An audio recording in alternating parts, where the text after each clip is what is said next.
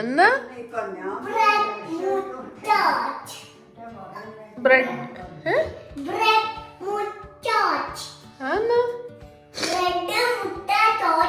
അതിനാണോ bread sauce bread bread മുട്ട sauce എന്നാ പറയുന്നത്. രാവിലെ തന്നെ ഇതാ നല്ലത്. ബ്രഷ് ചെയ്യാൻ നിർത്തിയ ബ്രഷ് ചെയ്യാ അപ്പോ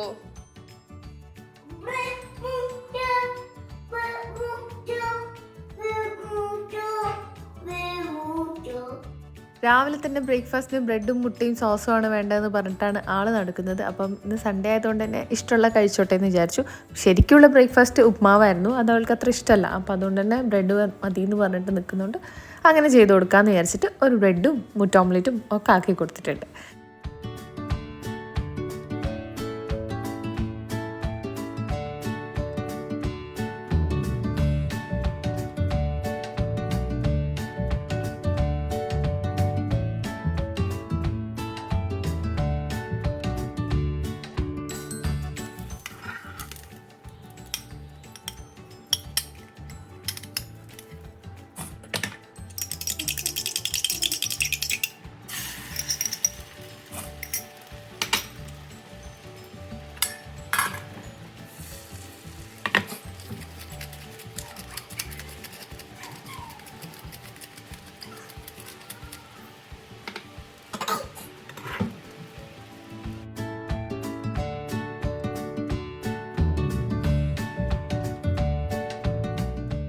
ബാക്കിയുള്ള ആൾക്കാർക്ക് കഴിക്കാൻ വേണ്ടിയിട്ട് ഉപ്മാവ് ഉണ്ടാക്കിയിട്ടുണ്ട്. ഉപ്മാവിൻ്റെ കൂടെ ബുൽസയും പശുനെയും പഞ്ചസാരയും ഒക്കെ കൂട്ടിയിട്ട് പല പല വേരിയൻ്റ് ആയിട്ടാണ് എല്ലാവരും കഴിച്ചിട്ടുണ്ടായിരുന്നത്. എല്ലാവരുടെ ടേസ്റ്റും വളരെ ഡിഫറെൻ്റാണ്. ഇത് കഴിഞ്ഞിട്ട് നമുക്ക് നേരെ പോകേണ്ടത് മാർക്കറ്റിലേക്കാണ്. ഫിഷൊക്കെ തീർന്നിട്ടുണ്ടായിരുന്നു. അപ്പോൾ നമ്മൾ പാഞ്ചു 2 ദിവസമായിട്ട് അവധിയായിരുന്നു. പാഞ്ചു എന്ന് പറയുന്നത് നമുക്ക് മീനൊക്കെ തരുന്ന ഒരു ചേട്ടനാട്ടോ അവിടെ ഉള്ളത്. അപ്പം ആൾ 2 ദിവസമായിട്ട് അവധിയായതുകൊണ്ട് തന്നെ നമ്മൾ ഫിഷൊക്കെ കാലിയായിട്ടാണുള്ളത്. അപ്പോൾ നേരെ പോയത് തലശ്ശേരി മാർക്കറ്റിലേക്കാണ്. അവൾ വിചാരിച്ച രീതിയിലെല്ലാം മുട്ട വന്നിട്ടുള്ളത്, ബ്രെഡ് കൊടുത്തിട്ടുള്ളതെന്നൊക്കെ പറഞ്ഞിട്ട് ഭയങ്കര ബഹളമായിരുന്നു. അപ്പോൾ സാധാരണ ഞാൻ ഗ്രില്ല് ചെയ്തിട്ട് ഒരു സാൻഡ്വിച്ച് പോലെ ആക്കിയിട്ടാണ് കൊടുക്കാറുള്ളത്. ഇന്നെല്ലാം സെപ്പറേറ്റ് വേണമെന്ന് പറഞ്ഞതുകൊണ്ട് ഇതേപോലെ വേറെ വേറെ കൊടുത്തപ്പോഴത്തേക്കും ഭയങ്കര പ്രശ്നമായിട്ടാണുള്ളത്. അപ്പോൾ ഒരുവിധം സമാധാനിപ്പിച്ച് ഒക്കെ ഇതിനെ നടുക്ക് വെച്ചിട്ട് ഇങ്ങനെയാണ് തരാറുള്ളതെന്ന് പറഞ്ഞപ്പോഴത്തേക്കും ആൾക്ക് കാര്യം പിടികിട്ടിയിട്ട് കഴിക്കാൻ തുടങ്ങിയിട്ടുണ്ട്. എന്തെങ്കിലും ഒരു ഫുഡ് വയറ്റിലെത്തിക്കണമെങ്കിൽ ഒരു 100 തന്ത്രങ്ങൾ പ്രയോഗിക്കേണ്ടതാണ്.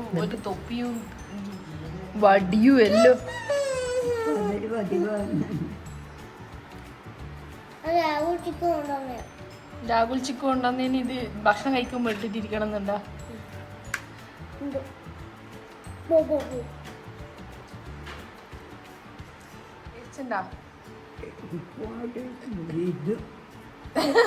അങ്ങനെ ഞാൻ എടുത്തിട്ടുള്ളത് ഉപ്മാവും ചിക്കൻ പീസുമാണ്. ഇന്നലത്തെ ഒരു ചിക്കൻ കറിയിൽ ഒരു ബാക്കി വന്നിട്ടുള്ളൊരു പീസ് ഉണ്ടായിരുന്നു. അപ്പോൾ അതും കൂടെ എടുത്തിട്ട് ഞാൻ എൻ്റെ ഉപ്മാവൊക്കെ കഴിച്ചിട്ടുണ്ട്.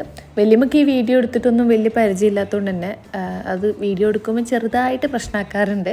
അതുകൊണ്ട് തന്നെ ഞാൻ മാക്സിമം ഒഴിവാക്കാൻ ശ്രമിക്കുന്നുണ്ട്. പക്ഷേ എന്നാലും ഡെയിലി വ്ളോഗൊക്കെ ചെയ്യുമ്പോൾ അവിടെ തല വന്നു പോകുന്നുണ്ട്. എനിവേസ് വീഡിയോ എടുക്കാണ്ട് പറ്റില്ല, ഡെയിലി വ്ളോഗാണല്ലോ. അപ്പം ഇതൊക്കെയാണ് ഇന്നത്തെ വിശേഷങ്ങൾ. അപ്പോൾ അത് കഴിഞ്ഞ് നമ്മൾ നേരെ പോകുന്നത് മാർക്കറ്റിലേക്കാണ്. മീനൊക്കെ വാങ്ങിച്ചു വന്നിട്ട് വേണം ഫുഡൊക്കെ കുക്ക് ചെയ്യാൻ വേണ്ടിയിട്ട്. നടന്നിട്ട് തലശ്ശേരി വരെ നടന്നിട്ട് പോവാലോ. ബാ, കാറിലാ പോന്നെ. ഏത് കാറാന്ന് പുറത്തിറങ്ങി? സ്കൂട്ടർ റെഡി ആയിട്ടില്ലല്ലോ. വരുന്നില്ല? നീയും വലിയ ഇവിടെ ഇരുന്നോ? വരുന്നെങ്കി വാ, എന്നാ വാ. ആ മണമെല്ലാം ഉണ്ടാവും. സ്പ്രേ അടിച്ച് വെക്കാൻ വിളിച്ചു പറയാ. മീൻ എന്തെങ്കിലും ഉണ്ടോ എന്ന് തന്നെ അറിയില്ല. അതൊക്കെ സമയം 10 മണിയായി. വാ, വരുന്നുണ്ടേ വാ. വരുന്ന വേഗം പറ. നമ്മള് പോന്ന സ്കൂട്ടർ ഇല്ല, കാറേ ഉള്ളൂ. ഓക്കെ, എന്നോട് ബോയ് ഫ്രണ്ട് ഉണ്ടോ ചോദിച്ചല്ലേ ഇവള്?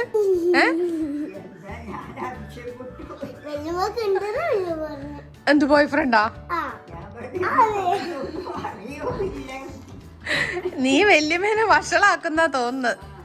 ഇവളെ കയ്യിലാക്കിയിട്ട് പോണ്ട വല്യമ്മേന. ഇത് റിസ്ക് ആണ് കേട്ടോ.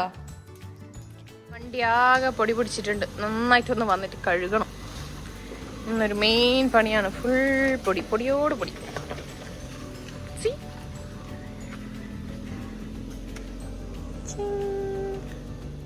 തലശ്ശേരി ഹാർബർ സിറ്റിക്ക് അടുത്തായിട്ട് വരുന്നതാണ് നമ്മളെ മാർക്കറ്റ് വന്നിട്ട്. അവിടെ അത്യാവശ്യം നല്ല പ്രൈസ് റേഞ്ചിൽ നല്ല നല്ല മീനുകൾ ഫ്രഷ് ആയിട്ടുള്ളതൊക്കെ കിട്ടുന്നുണ്ട്. പലതരം ഉണക്കമീനുകൾ ഇവിടെ തന്നെ അവൈലബിൾ ആണ്. പക്ഷേ ഇന്നിപ്പോൾ നമ്മൾ നല്ല ഫ്രഷ് മീൻ വാങ്ങിക്കാൻ പോകുന്ന സമയത്ത് ഉണക്കമീനിൻ്റെ ആവശ്യം അധികം വരാറില്ല. എവിടെ നിന്നൊക്കെ ഉണക്കിയിട്ട് വരുന്നതെന്നുള്ള കാര്യങ്ങളൊന്നും എനിക്ക് അത്ര ഐഡിയ ഇല്ല. പിന്നെ നല്ല പച്ചക്കറിയൊക്കെ ഇങ്ങനെ സൈഡിലേക്ക് വെച്ചിട്ടുണ്ട്. അപ്പം അവിടെ പോയി കഴിയുമ്പോൾ തന്നെ നമുക്കെല്ലാം ഒരു ഫ്രഷ് ആയിട്ട് കിട്ടുന്ന ഒരു ഫീലാണ്. നല്ല കൂട്ടി വന്നിനെങ്കിൽ പലതരത്തിലുള്ള മീനുകളുണ്ടായിരുന്നു. പേര് പോലും അറിയാത്ത ഒരുപാട് വെറൈറ്റി ഉണ്ടായിരുന്നു. ഇതൊക്കെ അയില, ചെമ്മീൻ, ഞണ്ട്, പിന്നെ ചെറിയ മാന്തൽ, അങ്ങനത്തെ ചെറിയ ചെറിയ മീനുകളുണ്ടായിരുന്നു. പിന്നെ കല്ലുമ്മക്കായ ഉണ്ടായിരുന്നു. കല്ലുമ്മക്കായ്ക്ക് എന്താ വില? വലുതിന് 300 വേണം. 5-6 ഉണ്ടാവുള്ളൂ. ഇപ്രാവശ്യം പോയ സമയത്ത് കല്ലുമ്മക്കായ് വാങ്ങില്ല എന്ന് മനസ്സിൽ ഉറപ്പിച്ചിട്ടാണ് പോയിട്ടുണ്ടായിരുന്നത്. പക്ഷെ ആ സമയത്ത് മാർക്കറ്റിൽ നിന്നും പുറത്തിറങ്ങിയപ്പോഴത്തേക്കും കല്ലുമ്മക്കായ് ഒരുപാട് ഇങ്ങനെ വെച്ചത് കണ്ടപ്പോഴത്തേക്കും സഹിക്കാൻ വയ്യാണ്ട് കുറച്ച് കല്ലുമ്മക്കായ് വാങ്ങിയിട്ടുണ്ട്. അപ്പോൾ അവിടുത്തെ ചേട്ടൻ തന്നെ മൊത്തം ക്ലീൻ ചെയ്ത് തരാമെന്ന് പറഞ്ഞിട്ട് ആളെന്നെ എല്ലാം ഇരുന്നിട്ട് ക്ലീൻ ചെയ്ത് തരുന്നുണ്ട്. സംഭവങ്ങളൊക്കെ വാങ്ങിച്ചതിന് നേരെ വീട്ടിലോട്ട് ഇതിന്റെ കുക്കിംഗ് പരിപാടി.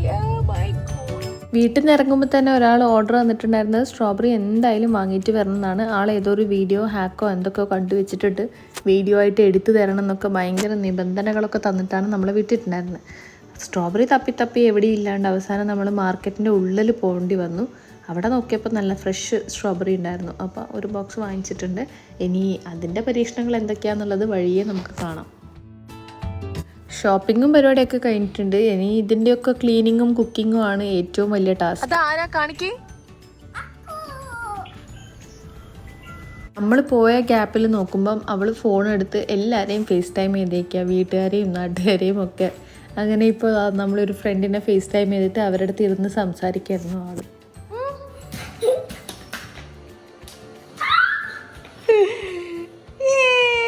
ഇതല്ലേ പറഞ്ഞേ സ്ട്രോബെറി? ചോറുണ്ടാക്കണം, കറി വെക്കണം, അങ്ങനത്തെ കുറച്ച് പരിപാടിയൊക്കെ ഉള്ളൂ. കല്ലുമ്മക്കായ് വാങ്ങിയ സമയത്ത് കുറച്ച് തുറന്നിട്ട് അരിക്കടുക്ക പോലെ നിറയ്ക്കാനും ബാക്കി നമുക്ക് പച്ചയർന്ന് കറി വെക്കാനും വേണ്ടിയിട്ടാണ് വാങ്ങിച്ചിട്ടുണ്ടായിരുന്നത്. ആ പച്ചയർന്നിട്ടുണ്ടായിരുന്നതിനെ ക്ലീൻ ചെയ്തുകൊണ്ടിരിക്കുകയാണ് ഞാൻ. അതിൻ്റെ അകത്ത് ഉള്ളിലത്തെ ഒരു വേം ഉണ്ടാവും. അതിനെ പുറത്തേക്ക് എടുത്തിട്ടില്ലെങ്കിൽ വയറുവേദന വരും. സോ അതിന് വേണ്ടിയിട്ട് ആണ് ഈ സ്ട്രോങ് ആയിട്ട് ഞാൻ നോക്കിക്കൊണ്ടിരിക്കുന്നത്. ഇത് കഴിഞ്ഞ ആഴ്ച അമ്മ വരുമ്പോൾ കൊണ്ടു തന്നതാണ്. ഗ്രൈൻഡറിൽ വെച്ചിട്ട് അരച്ചിട്ടുള്ളത്. തേങ്ങയും മഞ്ഞളും കൂടി നന്നായിട്ട് അരച്ച് പേസ്റ്റാക്കി വെച്ചിട്ടുള്ളതാണ്. ഇത് ഫ്രീസറിൽ സ്റ്റോർ ചെയ്ത് കഴിഞ്ഞാൽ നമുക്ക് 1 മാസം വരെ യൂസ് ചെയ്യാം. ഈ അരച്ച തേങ്ങ എടുത്തിട്ട് അതിൻ്റെ മിക്സിയിലേക്ക് ഒരു പീസ് എടുത്തിടുക. അതിൻ്റെ അകത്തേക്ക് പുളി വെള്ളവും കൂടെ ചേർത്തിട്ട് നന്നായിട്ട് മിക്സിയിൽ അരച്ചെടുക്കണം. എന്നാലേ അതിൻ്റെ ഒരു പാകം കറക്റ്റായിട്ട് കിട്ടുള്ളൂ.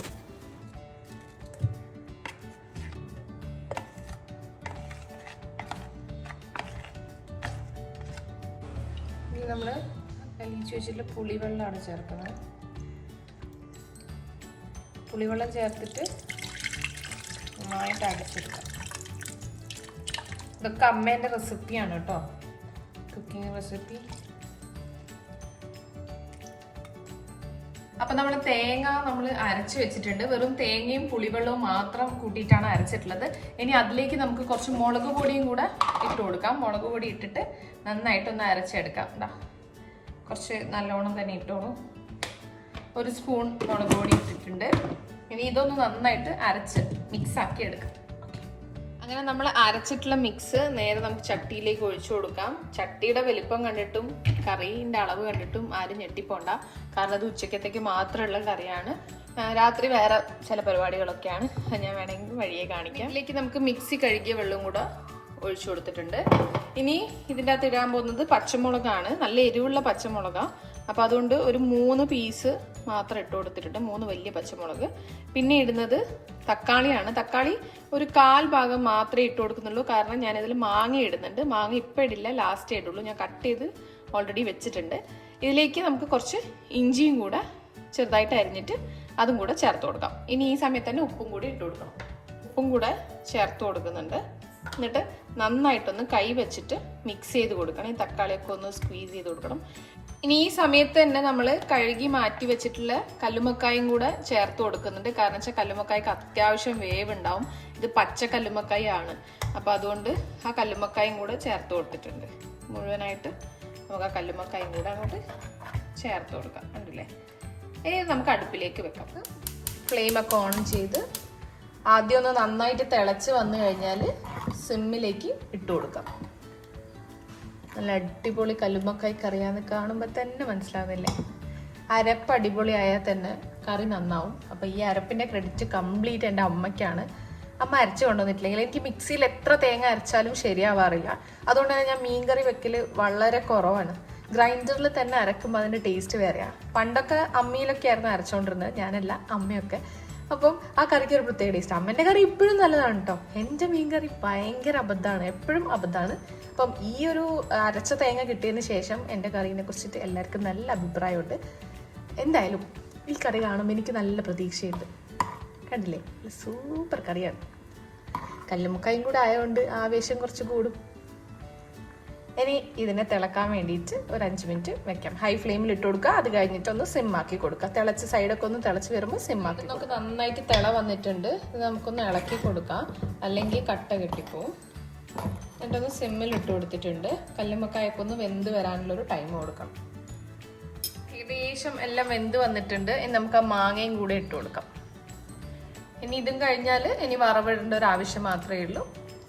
അപ്പം നമുക്ക് അതൊന്ന് വെന്ത് വരുന്നവരെ നമുക്ക് കടുവും കറിവേപ്പില വറ്റൽമുളക് കൂടിയിട്ടുള്ള സീസണും ഇതിലേക്ക് ചേർത്ത് കൊടുക്കാം.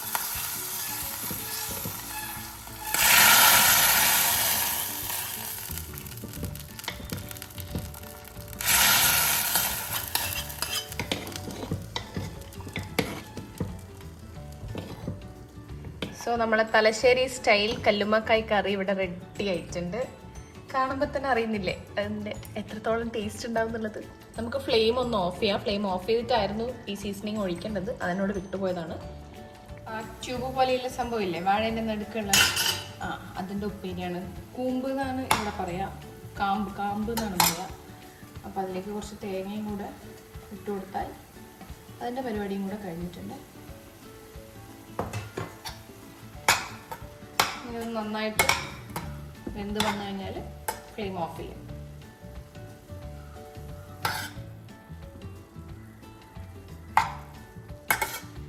ഇന്ന് വലിയ സ്പെഷ്യൽ ഐറ്റംസ് ഒന്നുമില്ല, ജസ്റ്റ് ഒരു കല്ലുമ്മക്കായ് കുറച്ച് പൊരിക്കാനുണ്ട്. അതും കൂടെ കഴിഞ്ഞാൽ ഇന്നത്തെ ലഞ്ചിൻ്റെ പ്രിപ്പറേഷൻ കഴിയും. അപ്പോൾ നമുക്ക് ആ കല്ലുമ്മക്കായും കൂടെ ഒന്ന് മാരിനേറ്റ് ചെയ്ത് വെക്കാം.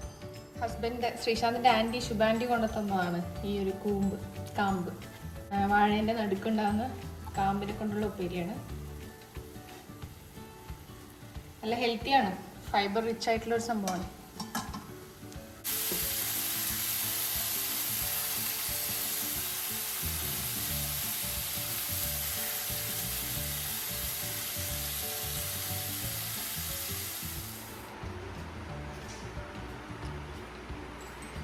എങ്ങനെയുണ്ട് അപ്പു മീൻകറി? എല്ലാം കൂടെ കുഴച്ചടിക്കുന്ന കല്ലുമ്മക്കായ് കറി, ഫിഷ് ഫ്രൈ. എങ്ങനെയുണ്ട് ശുഭാൻറ്റീന് ഇത് കാമ്പുപ്പേരി? ഉണ്ട് വല്യമ്മേ. അപ്പം ഇതൊക്കെയാണ് ഇന്നത്തെ വിശേഷങ്ങൾ. മറ്റൊരു അടിപൊളി വീഡിയോ വരുന്നുണ്ട്. അപ്പോൾ എന്തായാലും അത് കാണാൻ മറന്നു പോകരുത്. അപ്പം എന്തായാലും സബ്സ്ക്രൈബ് ചെയ്യാതെ ആരെങ്കിലും കാണുന്നുണ്ടെങ്കിൽ please do subscribe and like ചെയ്യാനും ഷെയർ ചെയ്യാനും കമൻറ്റ് ചെയ്യാനും മറന്നുകൊണ്ട്. അപ്പോൾ thank you so much for watching. By.